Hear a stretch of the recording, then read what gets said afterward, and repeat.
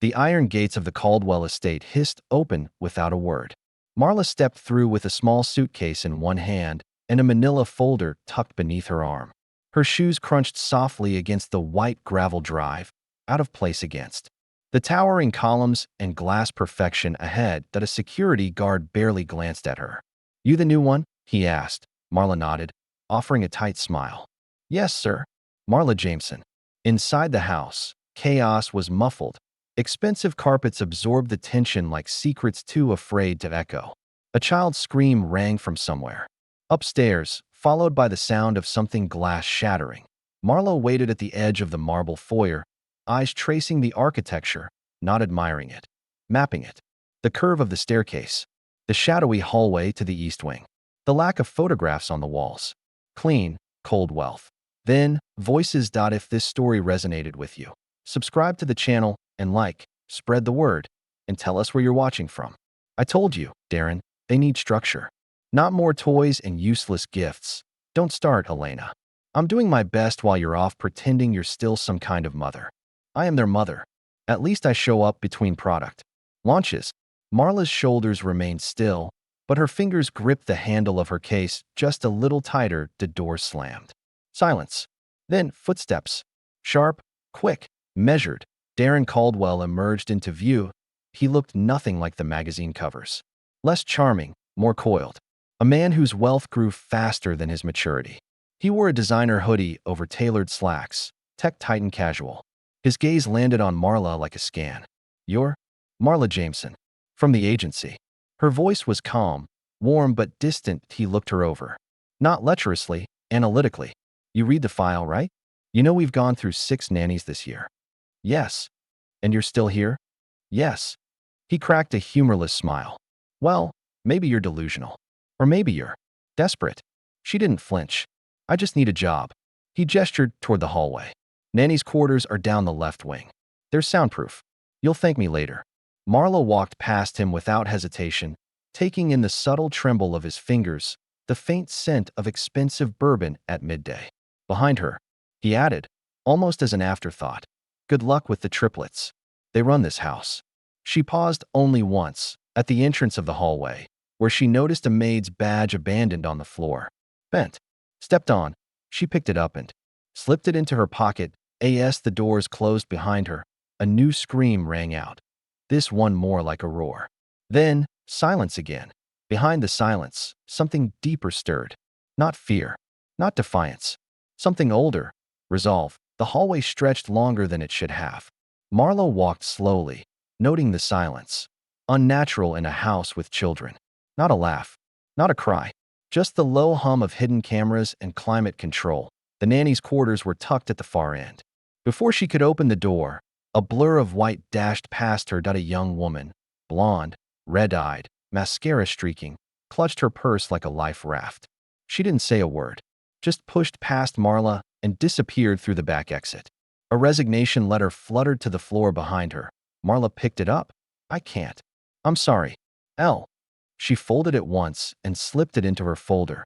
Her new room was pristine. Too pristine. A twin bed, desk, lamp, and a locked drawer. No photos. No warmth. She set down her suitcase and moved toward the nursery. Her footsteps softened as the carpet thickened. The door was cracked. She didn't knock. Inside, it looked like a war zone. Expensive toys dismantled into fragments. Stuffed animals gutted. White fluff scattered like snow. A bookshelf had been tipped over. Its contents formed a rainbow pile beneath it. One wall had crayon marks. Deliberate lines, not playful ones. Then she saw them. 3 children sat in a triangle on the rug. 2 boys. 1 girl. None of them looked up. 1 boy rolled a toy car across a shattered picture frame. The other held a doll by the neck, slowly plucking at its dress. The girl, legs crossed, stared at the ceiling, whispering something to herself. Marla didn't speak. She just stood at the threshold and let the air settle. The girl's whispering stopped. The girl turned to look at her. Their eyes locked. The girl blinked once, then looked away. The boys didn't even acknowledge her. Marla took 1 step forward. A Lego block slid beneath her shoe. She didn't fall. She didn't scold. She crouched, picked it up, and placed it neatly on the shelf. Then turned to leave. No words. No commands, just observation. Later, the evening dragged its long shadows across the kitchen tiles. Marla reheated a plate of untouched pasta. She didn't eat. She sat at the end of the island, her hands folded.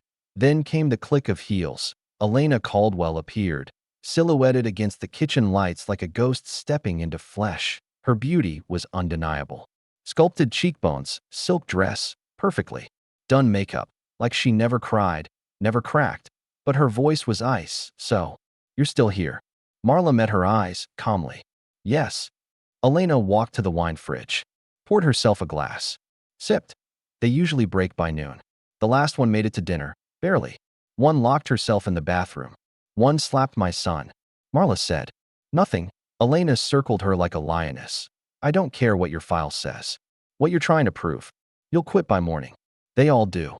Another sip. Just do me a favor. Leave the keys on the counter when you go. Marla stood, smoothed her blouse. I'll keep that in mind. Elena turned to go, pausing only to say, they don't like new people. And they hate liars. She disappeared into the darkness like she belonged there. Marla returned to her room. She didn't cry. She didn't pray.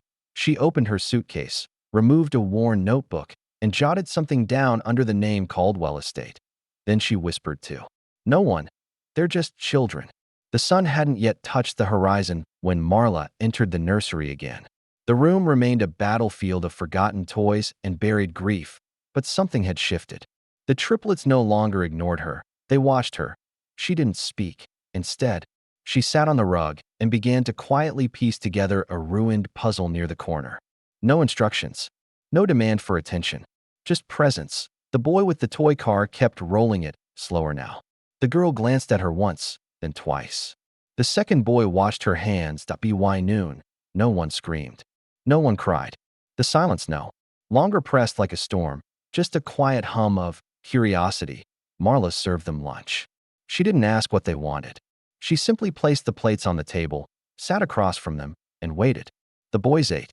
The girl picked at the food, eyes locked on Marla's necklace, a small silver cross, dulled with time in words passed.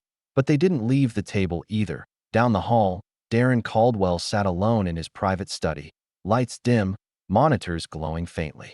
His index finger traced the trackpad, rewinding the hallway footage for the third time.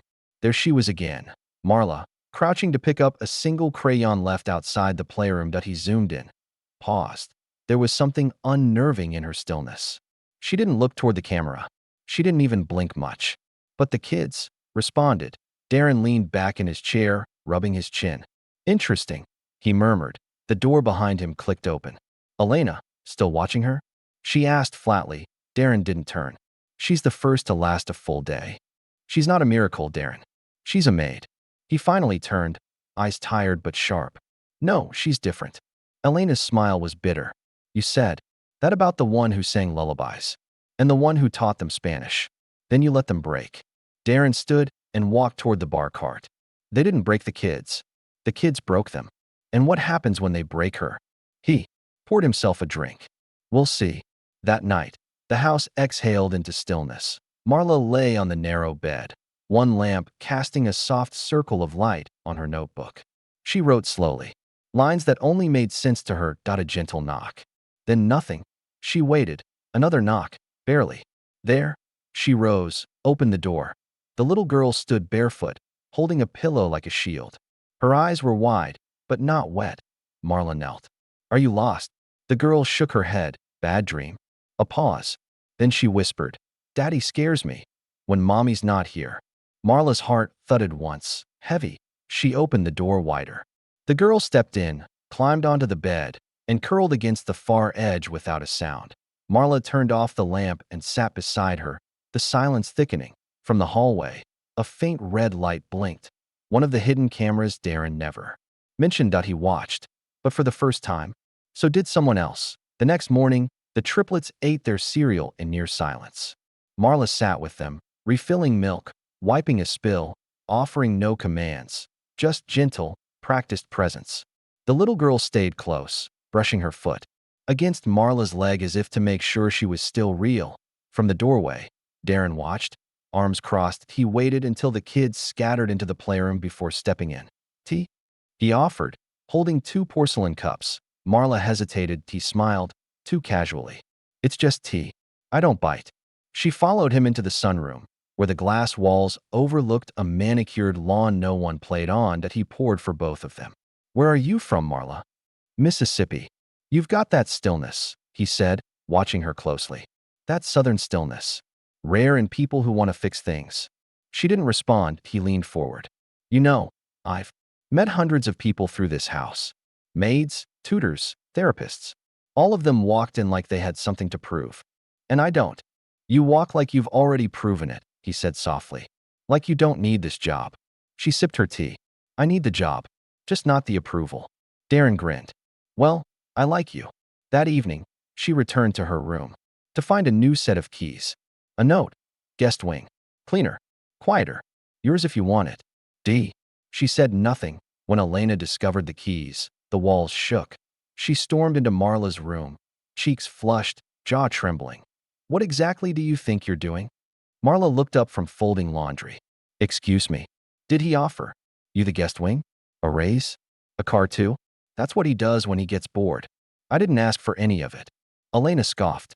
"Neither did I at first." Silence. The kind that suffocates. "You think you're special?" Elena hissed. "You're not. You're next. You'll be gone like the rest." Still, Marla didn't blink. "Then I guess we'll see." Elena laughed, sharp, bitter. "You don't understand this house. You think you're saving them. But no one saves anyone here." She slammed the door behind her. Marla returned to the sunroom. That night, where Darren sat alone with a scotch. "Rough day?" he asked. She nodded once. "It's a complicated house." He chuckled. "That's one way to put it." "She's hurting. She's dangerous," Darren replied. "Don't let her pull you into it." Marla looked through the glass at the children's shadows dancing down the hallway. "I'm not here for either of you." The change came slowly. Not with words, but gestures. One morning, the girl gently placed her cereal bowl in the sink without being asked. One twin picked up his brother's toy without throwing it. They began to draw. Simple things, at first. A house. A tree. A woman with braids holding 3 hands. Then came the darker sketches. Elena found them on the breakfast counter, beside half-eaten toast. Crayons scattered like a crime scene. One picture showed a tall, faceless man standing in a doorway. Another, a red smear dripping from what looked like a child's mouth. She clutched the papers, breath short. "I in Darren's office." She laid them out on his desk. "Look at these," she snapped. "They're screaming for help." He barely glanced up from his screen. "They're 5. They draw monsters." "Look closer." He sighed. "You're overreacting again." "Again," she hissed. "You think I'm making this up?" "They're traumatized, Elena. You were the one who left." Elena froze. A single beat of silence passed between them. "I came back. But they remember who didn't tuck them in," he said coolly, turning back to his laptop. She left, shaking, the drawing still in her hand. That night, Marla didn't join the family dinner. Or the next. When Elena asked the housekeeper, she was told, "Miss Marla leaves after putting the kids to sleep.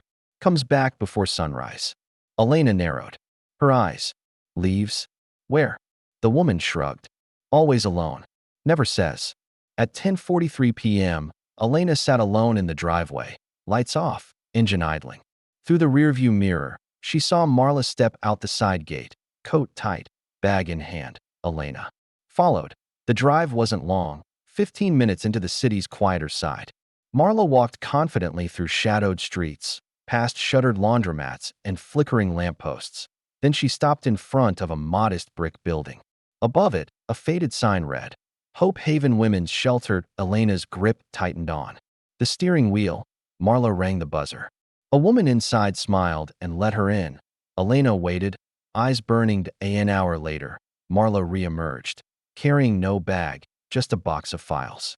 She hugged the woman at the door, who whispered something in her ear. Back in her room, Marla locked the door. From her pocket, she pulled one of the triplets' drawings, the one with the faceless man, and tucked it gently into a folder labeled "Confidential Testimonies." She whispered, "They're remembering." The rain had softened the edges of the day, casting a dull glow across the windows. Thunder murmured in the distance as Marla crouched on the nursery floor, reaching beneath the dresser where a toy had rolled. "Can you see it?" One of the boys asked quietly, watching her from the corner. Marla stretched her arm further, fingers brushing plastic, when her knuckles hit something solid. Not wood, metal. She frowned. Sliding the dresser away revealed a narrow wooden panel, with a notch carved near the floor. It didn't match the rest of the wall. Older, unpainted, almost forgotten. She waited for the children to leave for snack time before prying it open. It creaked like a secret. Behind it lay a short tunnel, dimly lit by a single recessed bulb. At the end, a door, plain, gray, and wrong. She hesitated, then entered. The room was cold, unfinished.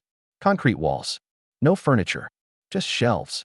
Stacks of labeled VHS tapes and dusty files. The first label she read. Maid number 3, final day. Then, Nanny, Incident, West Wing. And farther back, Triplet number 4, Session 6. Her breath caught. There was no triplet number 4. Only 3 children lived in this house. She was sure of it. A small TV with a built-in player sat in the corner. She inserted the tape from Session 6 and pressed play. Static. Then a child's voice, small, frightened. I didn't mean to make him angry. I was just playing. A man's voice responded, low and clipped. Then why did you break the rules? The screen flickered. A glimpse of the boy's face. Eyes swollen, shirt torn. Then it cut out.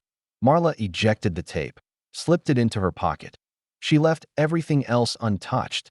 That night, after the house had gone still, Marla sat on her bed, the tape hidden beneath her pillow.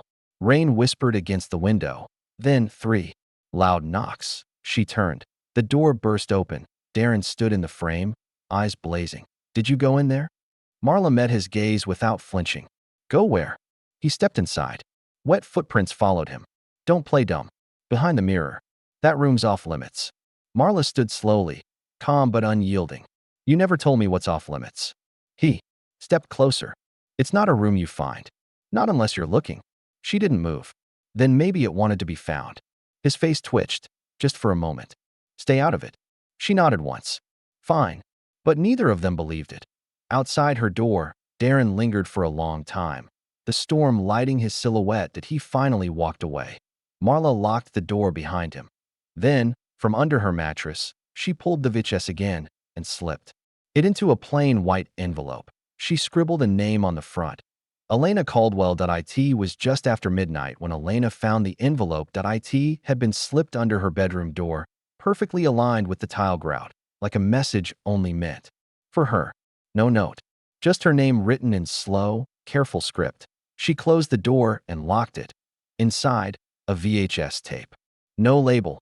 Her hands trembled as she fed it into the ancient player Darren still kept in the media cabinet, claiming nostalgia. Static. Then the room flickered to life. A maid. Young, wide-eyed. Her uniform wrinkled. Her voice barely audible. I told Mr. Caldwell I wouldn't clean the West Wing alone. I told him something was wrong. Another flicker. Screams. Darkness. Delena's hands covered her mouth as the screen cut to black. She remembered her. Her name had been Leanne.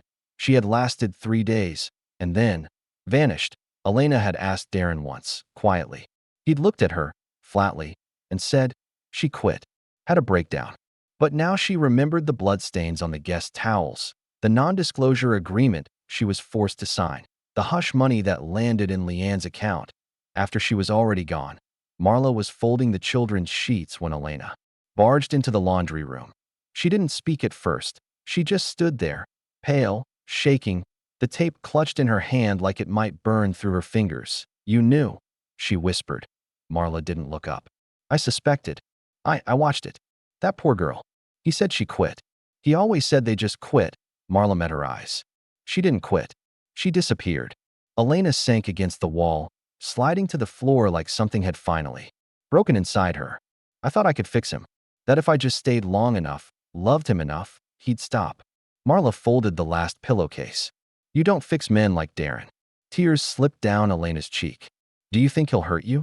Marla looked down at her hands, steady, scarred. Then looked Elena in the eye. He already did. The silence that followed wasn't empty. It was shared.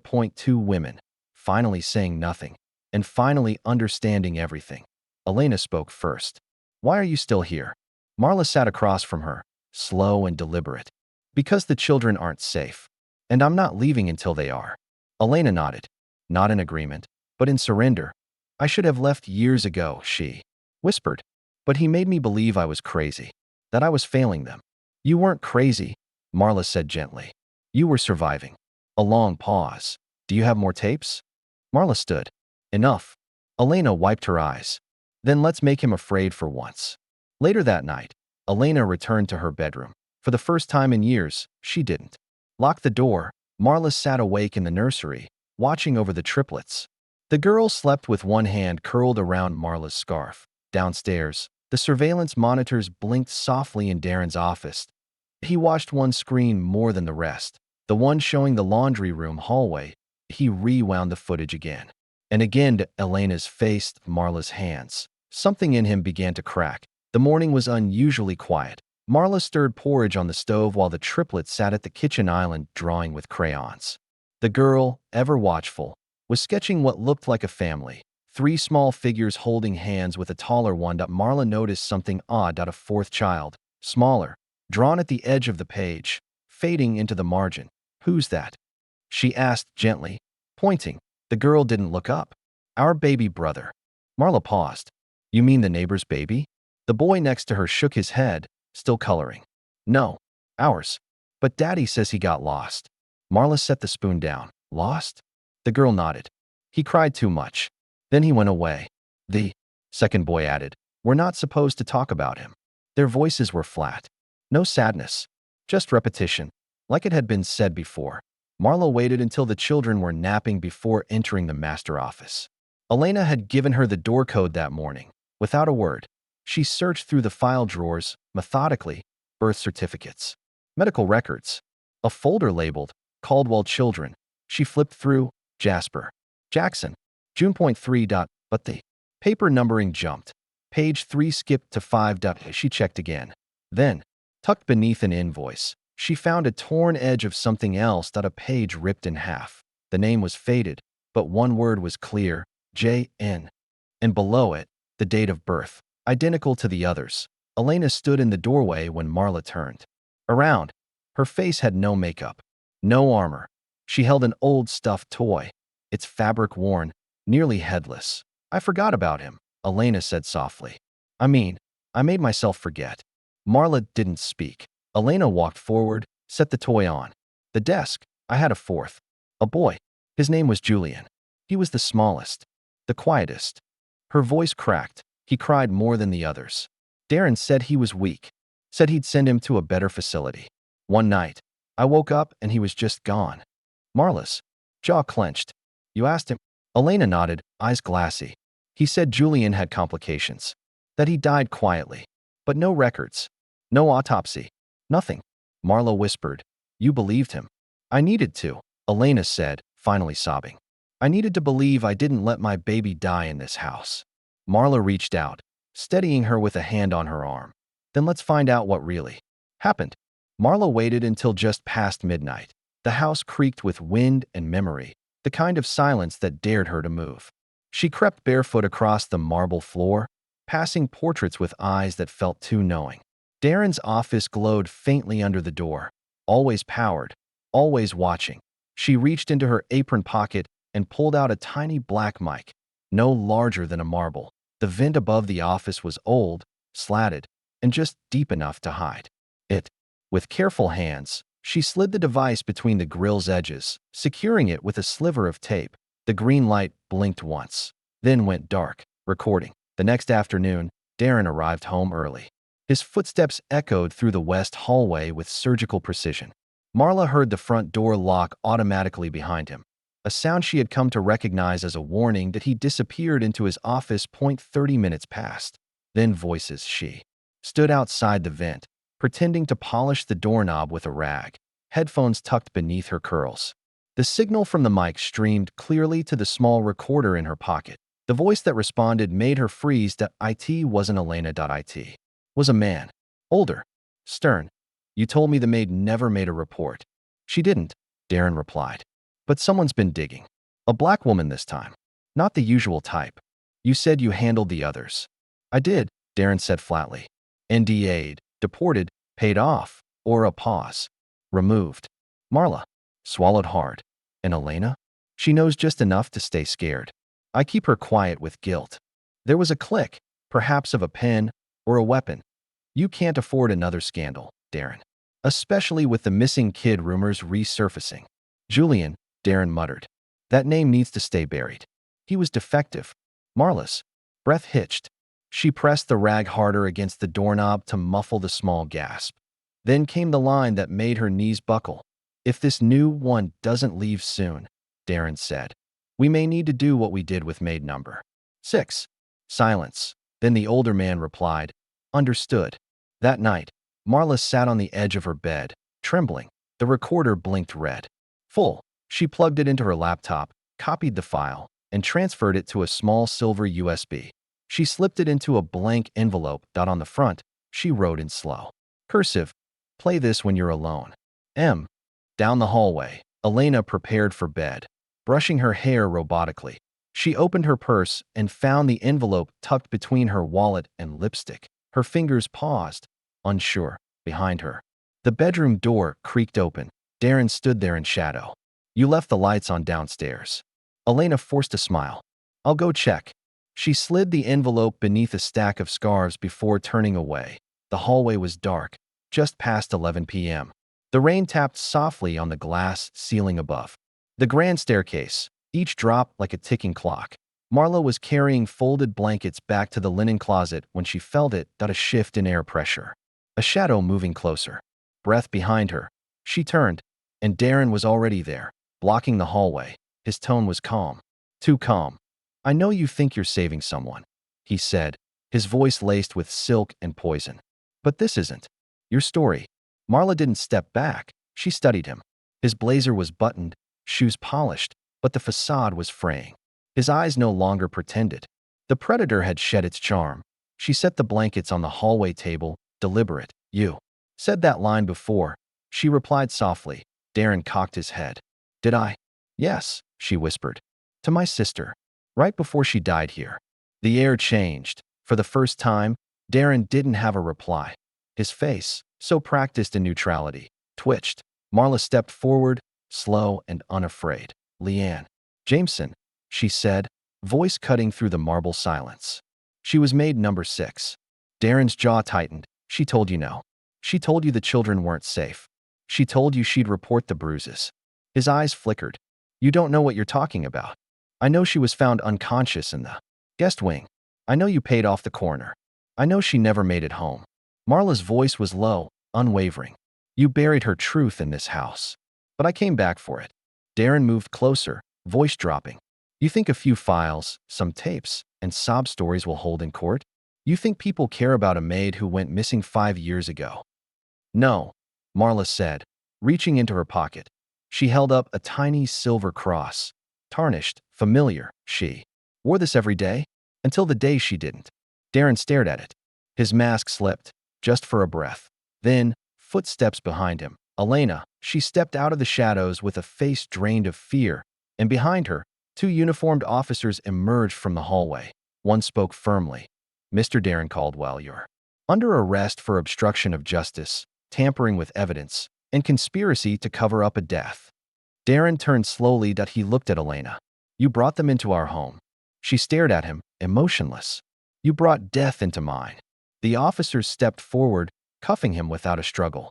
Darren didn't speak again. As they led him away, he glanced at Marla, but she was already walking the opposite direction, toward the nursery, where the children slept peacefully for the first time in years. The morning after Darren's arrest, the Caldwell mansion stood too still, like a stage after the final act, heavy with silence and consequence. The officers had left just before sunrise. No sirens, no chaos, just paperwork and polite, practiced commands. Elena sat at the kitchen table with a mug of untouched coffee, staring into the steam like it might offer absolution. Marla stood across from her, coat folded neatly over one arm. You don't have to leave, Elena said quietly. Marla shook her head. I was never meant to stay. I can make arrangements, Elena continued, voice trembling. The car, the apartment, a job. You've earned. I didn't come here for your husband's money, Marla interrupted. And I'm not going to leave with it. Elena looked down. Outside, a counselor gently guided the triplets into a waiting car, each one clutching a small backpack and stuffed animal. Temporary guardianship. Psychological evaluation. Terms dressed up in soft language. They didn't cry. But the little girl turned at the last second to wave at Marla. Marla placed her hand on the glass, palm flat, heart quiet. She'll be okay. Elena whispered behind her. Marla nodded once. She already is. They all are. A long pause. Elena. Marla turned, her voice softer now. You could have buried it again. I almost did. But you didn't. Elena looked away. I'm not the hero here. No, Marla said gently. But you're not the villain either. They didn't hug. Some women carry too much damage for gestures that simple. Marla just walked to the door. Elena didn't stop her. An hour later, a gray rain began to fall as Marla stepped into a corner diner. Modest, warm, the kind of place that smelled like melted butter and tired stories.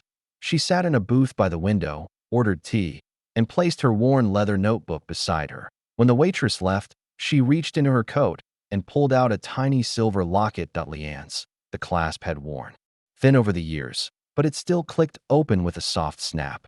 Inside, a picture of two girls, one smiling wide, the other more reserved. The younger one had Marla's eyes. She stared at it for a long moment, her thumb brushing gently over the glass. The tea arrived. Steam curled upward. Marla whispered, "You can rest now, sis."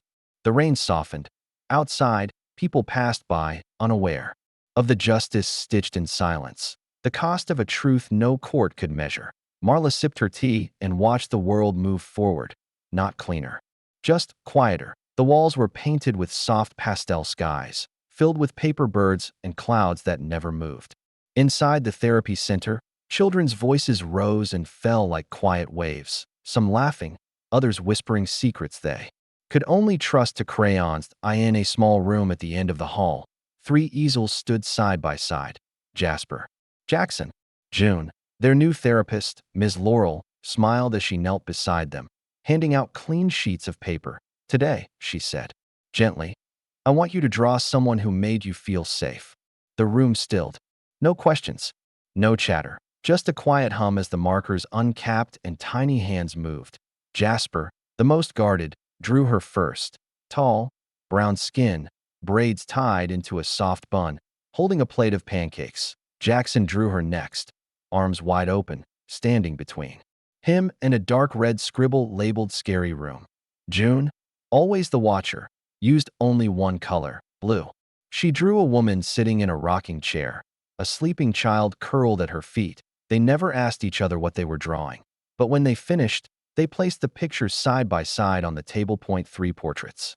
Same woman, different memories, same name. Ms. Laurel looked at the drawings and paused. "Who is she?" June smiled, quiet and sure. "Marla," Jasper added. "She was our calm." Jackson nodded. She didn't yell.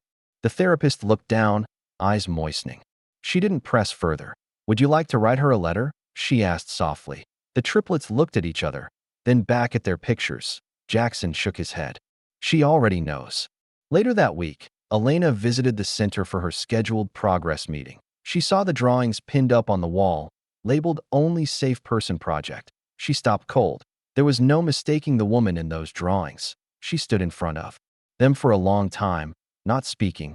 Then Ms. Laurel approached with a small envelope. She left this for them, in case they ever asked.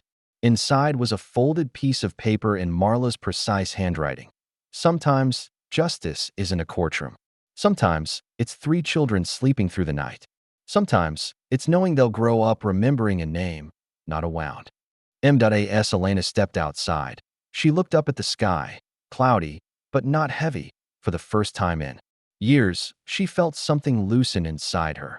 Not freedom, but possibility. She walked toward her car, one hand brushing over the folded note in her coat pocket. And somewhere, in a quiet corner of a city diner, Marla sipped her tea. Watching, rooting, gone. But never truly, because the triplets still remembered her name, and always would. The end.